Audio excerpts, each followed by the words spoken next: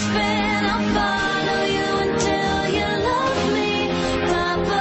Paparazzi, baby, there's no other superstar. You know that I'll be your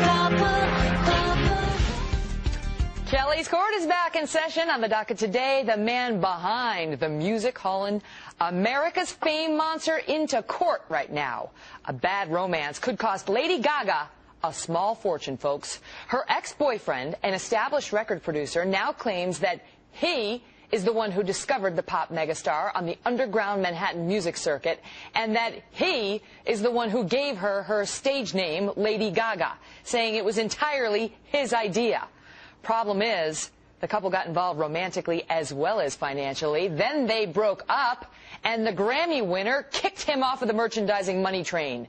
Now he is suing to the tune of more than $30 million.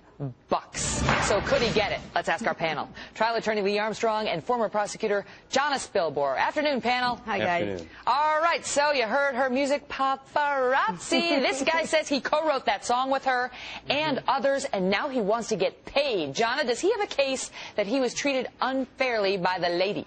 You betcha. And can I just start by saying, did anybody else need to take a cold shower after reading the first 5 pages of this complaint? Who starts a complaint with "hell hath no fury like a woman scorned"? It's steamy. But listen, he did. He created her brand. He had a contract. And when you have a contract with somebody, it's a lot like having a kid. It survives the breakup. So even though they're not personally involved anymore, he's entitled to his 20%. Pay the man. Lee, he says that when he discovered her, this is a quote, that she was a young Italian girl, quote, guidette, that looked nothing like she looks now. He references how she looked back in, say, 2005. We've got a picture of her at NYU that we'll show you in a second. And she doesn't look anything like the current Lady Gaga. So is he entitled to some dough? Here it is. Here's the old picture before this guy. Yeah, I'll tell you that there's something both of you should know, and that's that I'm running an incredibly high fever today.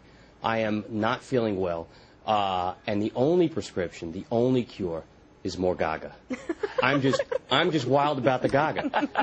It's really just because my daughter Julia likes Gaga, or at least that's the story I'm going with. You know, I've been involved personally in cases like this, artists and producers and managers, and they are generally nasty. This one will be exacerbated because of the personal relationship that they have. You know, in the beginning, it's all about art, and it's about life, and people are very sloppy. They don't worry about the law. Here, he at least does have a written contract. I'll give him that. The bad news is he has this written contract, and here's why. His revenue rights are tethered to the definition of distributor, and distributor is defined in the agreement. Okay, and there's specific people listed, specific entities, Sony, EMI, and others. Her deal is with Interscope. That's an out.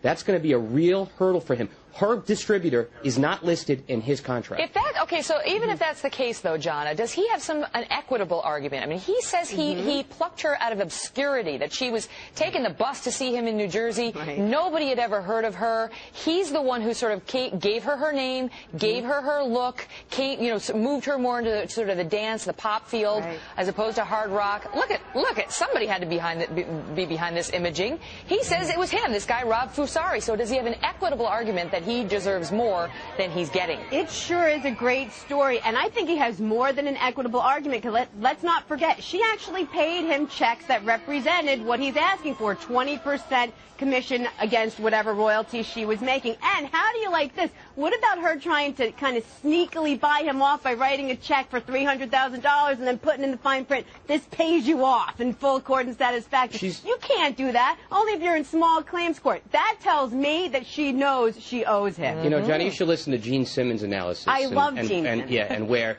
he thinks the plaintiff should wind up. You know, look, what this comes down to, Megan, it can't be equitable because they've sued on legal basis. There's a big distinction there. They're not going to be able to do that. What will happen is this contract will go before the judge. If the contract is clear, they seldom are, the judge decides who wins.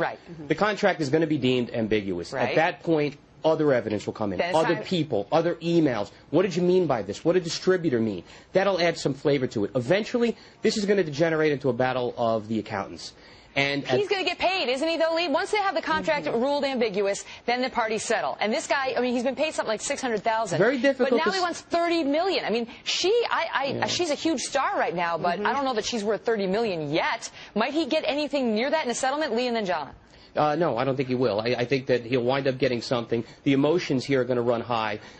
Her lawyer's going to get together with her and say, we got to pay something here. She's going to say, I can't believe he's doing this to me. And he feels frozen out. Ultimately, what will happen is accountants will come to court. Her accountants will try to minimize the revenue, increase the costs. His accountants will try to do the others. And everything that they enjoyed, the jets, the caviar, all of that stuff that was wonderful while it was all butterflies and rainbows. Big hair. They didn't care which pocket it came out of. That's what this will come down to, which pocket it comes out of. She's not going to want to open her book so they can figure out what 20% actually is. She will write him a big check, and the bottom line is love has nothing to do with it. She will write the check. You shouldn't get, sexually involved with those who Hell are hath no fury like a man scorned. Read the complaint. All right, thank you, panel. Lee Armstrong, Jonas Bilbor. One final word for our viewers. This guy appears to have gotten paid pretty handsomely for the work he did for Gaga, and that should probably be the end of it. However, it won't be. Nonetheless, now he can say that he discovered Lady Gaga. Do you know how many singers that will help him recruit? He should take those spoils, put a period at the end of this, and leave the lady alone. We'll be right back.